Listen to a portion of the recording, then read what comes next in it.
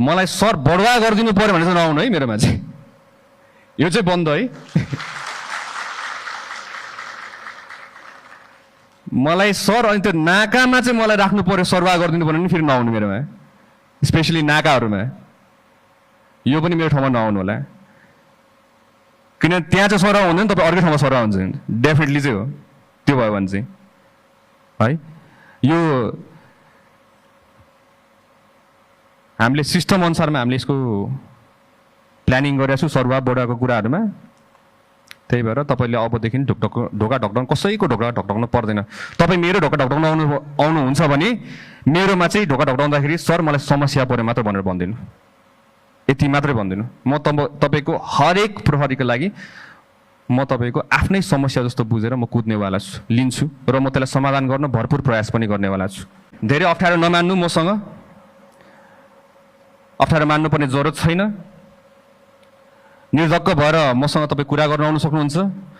बाहिरको विदेशको हेर्दाखेरि तपाईँले प्रहरीको लुगा हेर्दाखेरि ओहो अहिले नै क्रिमिनललाई पक्रिन्छ कि क्या हो भन्ने टाइपको लुगा हुन्छ। हाम्रो हेऱ्यो उद्रेको लुगा, खुइलेको जुस्ता, च्यातेको बुट।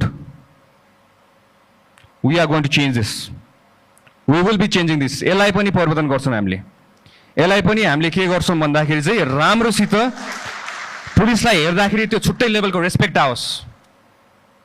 एसटिएफ को पनि मैले हेरिरहेको छु, तपाईँको नर्मल जस्तो देखिरहेको छु मैले। त्यहाँ मेरो अगाडि हिँड्ने टिमहरू पनि अलि हेर्दाखेरि पनि देखोस् न तपाईँको, ओहो एसटिएफ खतरा पुलिसहरू रहेछ। उहाँहरू त फुल्ली ट्रेन्ड, इक्विप्ड।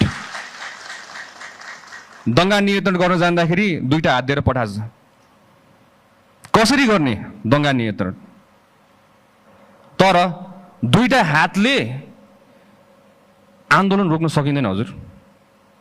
हामीले माथिबाट निर्देशन दिँदै गर्दाखेरि तल्लो दर्जाको हाम्रो कर्मचारीहरूले कति रिस्क बेहोरेर तपाईँको अगाडि उभिनुपर्छ, ज्यान धरापमा राखेर हुनुहुन्छ। At least we need to equip them. तपाईँको त्यही अनुसारको सिल्ड, त्यही अनुसारको बुट, त्यही अनुसारको कम्युनिकेसन च्यानल्सहरू, इक्विपमेन्ट, गियर्स, ड्रोनको थ्रुबाट तपाईँको असुर ग्यासहरू हाम्रो फाल्न मिलिहाल्छ। त्यही अनुसारमा अनाउन्समेन्ट गर्न मिलिहाल्छ। This is called modern policing. So will be modernising police in Nepal from now on. अबदेखि हामीले आफ्नो सङ्गठनलाई नयाँ मोडर्न पुलिसिङ भनेर हामीले गर्छौँ, जसमा हामीले प्रविधि, स्रोत साधन सबैको युज गरेर हामीले त्यही अनुसारमा फुल फेजमा ट्रेनिङ दिएर हामीले बल्ल हामीले अगाडि बढाउँछौँ। Without any shield no police is going to go to handle a riot.